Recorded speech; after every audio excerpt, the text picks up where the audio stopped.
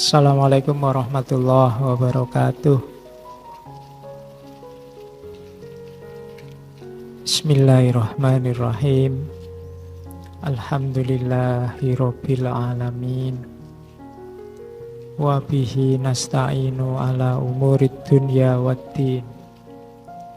Allahumma sholli wa sallim wa barik ala habibina wa syafi'ina Sayyidina wa maulana Muhammadin wa ala alihi wa ashabihi wa man tabi'ahum bi ihsanin ila yaumiddin. Bismillah. Mari kita lanjutkan ngaji filsafat kita. Saya ingat salah seorang guru saya satu ketika tanya pada saya, menurutmu mana yang lebih baik? Orang yang tidak pernah sakit sama sekali, tidak pernah capek sama sekali, nggak pernah susah sama sekali, dengan orang yang bisa sakit, bisa capek, dan bisa susah.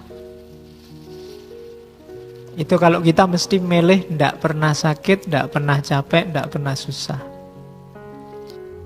Tapi kalau kata guru saya enggak, justru akan lebih baik orang yang pernah sakit, bisa capek, dan hidupnya sekali-sekali susah. Karena dari sakit, dari capek, dari susah, itu kita bisa ngambil banyak sekali hikmah. Kita bisa ambil banyak sekali manfaat. Orang bisa mensyukuri nikmatnya rasa sehat secara lebih serius dan dalam adalah orang yang pernah sakit. Orang bisa merasa dapat anugerah luar biasa ketika hidupnya senang, itu orang yang pernah merasakan sumpek, merasakan susah. Orang bisa bersyukur atas nikmat kebugaran, itu orang yang bisa capek dan pernah capek. Dan itu menunjukkan Allah masih care sama kita, masih peduli sama kita. Jadi katanya guru saya, loh bersyukurlah kalau kita masih bisa capek. Pak, saya belajar lama-lama kok capek. Lu masih manusia. Saya kok bisa sakit, gampang sakit, masih manusia. Jadi harus kita syukuri situasinya apapun.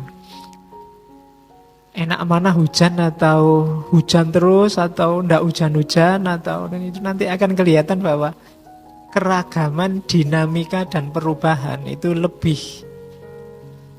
enak untuk kita dibandingkan situasi yang tidak berubah-berubah. Oke, itu catatan pertama ya untuk ngaji malam ini. Jadi alhamdulillah saya masih manusia, bisa sakit. Kayak gini misalnya kok 2 jam sudah tidak kuat, ya alhamdulillah juga masih manusia juga, bisa capek. Pak mbok yo ngajinya yang sampai luamah gitu sampai jam 3, tidak kuat aku. Iya. Jadi saya syukuri sehat yang 50% malam ini. Yang kedua, saya itu sudah bikin materi hari ini Malik bin Nabi panjang-panjang. Ternyata pulang ke kantor ketinggalan. Sampai rumah tadi, waduh materiku carry. Mau balik ya kantornya sudah dikunci. Jadi akhirnya saya cari, saya punya materi apa yang sekiranya belum saya sampaikan di ngaji. Ketemulah materi ini. Materi tentang hikmah, wisdom. Ini materi yang sering sekali saya ditanya, belajar filsafat itu gunanya apa? Ada ndak sih filsafat itu dalam Islam dan seterusnya. Yang menyambungkan filsafat dengan agama, dengan kita, dengan Islam itu ya ada di keywordnya, ada di wisdom, ada di hikmah. Kita ngomong sedikit-sedikit saja nanti tentang wisdom apa, paling tidak kita dapat gambaran selama ini apa sih yang dimaksud hikmah yang diomongkan oleh para filosof sejak kelahirannya di Yunani. Filsafat itu kan dikenal sebagai love of wisdom, cinta kebijaksanaan. Cuma kita jarang menggali apa itu kebijaksanaan. Maka malam ini kita coba ngomong tentang wisdom. Dan singkat, mungkin tidak panjang-panjang. Karena ini ngaji yang penting kita dapat barokah dan pahalanya cari ilmu. Setelah itu kita istirahat biar tidak capek. Oke, bismillah ya. Langsung saja. Wisdom itu, kalau pakai istilahnya orang Buddha, berpikir yang benar dan bertindak yang benar. Itu orang bijaksana. Jadi kemampuan berpikir dan mencari ilmu sekaligus mampu menjalankan ilmunya. Itu wisdom. Jadi ability to think and act using knowledge, experience, understanding, common sense, and insight. Semua yang kita ngaji dari pertemuan awal sampai pertemuan akhir 2 minggu yang lalu, itu akan melahirkan kebijaksanaan kalau dia jadi rumus praksis hidup kita menuju yang baik. Jadi wisdom itu orangnya mampu mikir dan mampu bertindak. Ya, kalau level-level kita biasanya masih ability to think. Mau bertindak itu susah.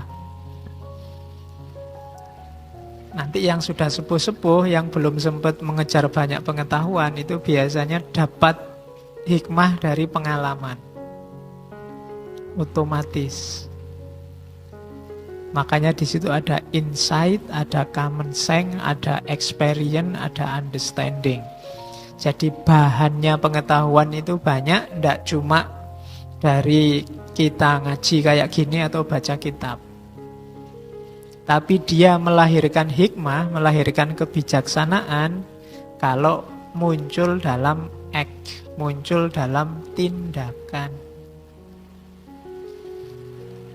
Kalau di filsafat Yunani tipenya 2. Yang pertama phronesis, yang kedua sophia. Selama ini kita kenalnya sophia. Yang kebijaksanaan transendental. Yang berpikir abstrak, metafisik. Itu dekat ke sophia. Ada satu lagi namanya phronesis. Phronesis itu tadi, kalau ada orang ngomong ilmu dan amal, itu phronesis. Jadi pengetahuan yang nyambung dengan praksis hidup kita sehari-hari. Itu namanya phronesis. Jadi orang bijaksana itu mirip kayak orang Jawa. Ilmu itu kelakone kanthi laku. Kelakon itu berarti ya beneran kita disebut orang berilmu. Kalau bahasa Yunani berarti kita serius disebut orang bijaksana kalau pengetahuan dan tindakan kita nyambung. Hari ini kan kita lihat di TV itu banyak orang pinter-pinter, ya dokter, ya profesor, ya anggota DPR, tapi ilmunya sama kelakuannya tidak nyambung. Yang diomongkan mungkin mulia semua, tapi yang dilakukan bisa kebalikannya. Saya seminggu libur itu, tak ingat di media itu beritanya itu berita hampir semua tidak bijaksana. Ada kasus tiang listrik lah, ya kan? Ono kasus hidung pesek lah, ada kasus, ya kan? Itu bukan berarti mungkin dasar pengetahuannya apik kabeh, semua benar. Cuma ada tidak pasnya. tidak pas ini loh yang disebut tidak bijaksana. Kurang wisdom, kurang hikmah. Jadi maka kuncinya belajar filsafat itu harus dia melahirkan hikmah. Kesesuaian antara think dan act. Pemikiran dan tindakan. Terus mungkin jarang ada yang tahu bahwa istilah sapiens itu sinonim dengan istilah Sophia. Makanya manusia itu disebut Homo sapiens. Ini tak ceritani sebentar ya sejarahnya alam semesta manusia itu. Alam semesta ini kalau versi barat diawali dari namanya Big Bang. Big Bang itu sekitar 13-14 miliar tahun yang lalu. Nggak usah dibayangkan kalau uang kayak gimana itu. Pokoknya suwi banget terjadi Big Bang. Gara-gara Big Bang ini nanti ada lahir materi, energi, ruang, dan waktu. Kalau ilmu itu melahirkan ilmu fisika. Jadi sekitar 14 miliar tahun yang lalu. 300 tahun setelah itu lahir atom. Molekul. Atom molekul itu ketika materi sama energi kawin. Nggak usah tanya penghulunya siapa. Jadi bersenyawa. Ketika nanti melahirkan atom. Materi sama energi. Nanti gabungan dari atom lahir molekul. Itu sekitar 300 tahun setelah itu. Dan ini panjang sampai sekitar 3,5 miliar tahun. Kalau yang atom molekul tadi, kalau ilmu namanya ilmu kimia yang mempelajari. Sampai 3,5 miliar tahun ke belakang itu muncul namanya organisme. Organisme itu ketika tadi molekul-molekul bersenyawa lagi, kawin lagi, terus strukturnya jadi kompleks. Muncul macam-macam makhluk hidup, muncul macam-macam organisme.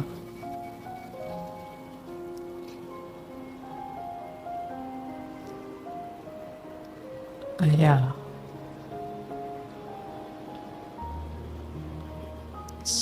Sampai sekitar 700.000 tahun yang lalu muncul organisme yang sampai hari ini kita kenal sebagai manusia. Kemudian 100.000 tahun yang lalu dari 6 spesies manusia ini yang survive 1 spesies ya kita hari ini. Dan kita juga mengalami beberapa revolusi. Jadi 100.000 tahun yang lalu itu revolusi kognitif namanya. Lahir manusia yang namanya Homo sapiens. Terus 70.000 tahun kemudian 12.000 tahun yang lalu ada revolusi pertanian. 500 tahun yang lalu ada revolusi industri. Itulah manusia, sapiens. Jadi Sophia yang itu kebijaksanaan itu sinonim dengan sapiens. Jadi hidup kita itu betapa kecilnya kita. Sejak 14 miliar tahun yang lalu. Usia kita paling berapa puluh tahun. Makanya ndak usah kemaki. Ya kita itu kecil. Sak pinter-pinternya kita, sak dahsyat apapun yang namanya manusia, dia kecil. Jadi itu sapiens. Jadi makanya manusia disebut Homo sapiens. Sapien itu sinonim dengan wisdom. Nanti ada pandangan bahwa hidup ini, cirinya manusia itu sebenarnya ya ada di wisdom itu. Itu kan ada tokoh biologi Carolus Linnaeus yang bilang bahwa the dominant feature of human was wisdom. Jadi feature, apa feature itu? Wajahnya, karakter utama, tampilan utama yang membedakan manusia dengan semua makhluk yang lain itu wisdom. Maka yang belum menemukan wisdom, kemanusiaannya belum utuh, belum jadi manusia. Kalau filsafat itu cinta wisdom, cinta kebijaksanaan, itu sebenarnya kita belajar filsafat itu belajar jadi manusia yang benar. Jadi tidak ribet. Bukan sesuatu yang, kan selama ini belajar filsafat itu rasanya elit luar biasa. Pokoknya ngerti filsafat itu kayak keren banget. Kayak gaya ngono kan, bayanganmu ngono. Tidak, sebenarnya sederhana. Belajar filsafat itu belajar jadi manusia. Bagian apanya? Karakter utamanya. Yaitu aspek sapiensnya, wisdomnya. Biar manusia itu berpikir yang benar dan bertindak yang benar. Jadi itu nyawa tujuannya filsafat. Ya tak tambahi ayat kalau tidak percaya. Ya wes. Boleh kan sekarang gitu, kalau tidak ono ayatnya kamu nanti dituduh bikin-bikin. Ini dari Allah loh, bukan dari saya. Ya, banyak sekali orang bilang kalimat Qurannya mana, hadisnya mana. Iya, Quran dan hadis pasti baik dan pasti benar. Cuma kita yang membaca Quran, memahami hadis itu tidak pasti baik dan tidak pasti benar. Itu yang sering orang miss. Seolah-olah begitu saya punya rujukan Quran hadis, aku mesti benar. Belum. Karena kita manusia, kita bisa salah, bisa keliru. Loh, apa enggak boleh Pak pedoman Quran hadis? Ya boleh. Bahkan wajib dan harus. Karena kita punya keterbatasan-keterbatasan. Cuma pemahaman kita bisa keliru. Kan itu rumusnya. Makanya enggak sah gaya. Kan kuncinya di situ. Kalau di Quran ada afa hasibtum amnama khalaqnakum abatha wa annakum ilaina la turja'un. Itu tadi sejarah penciptaan yang saya ceritakan 14 miliar yang lalu itu pasti kejadiannya tidak kebetulan. Katanya Allah, apa mbok anggap itu apa hasibtum itu bahasa Indonesia. Apa kamu anggap kami ciptakan kalian itu abasa, iseng aja main-main. Tadi dari atom, molekul, organisme, terus yang menang cuma manusia. Ini skenario ini kan yon, bukan main-main. Pasti ada tujuannya. Tujuannya apa? Wa annakum ilaina la turja'un. Kamu nanti kembali padaku lagi. Jalannya jadi manusia yang baik. Itu maunya Al-Quran. Nah, kalau yang hikmah ini,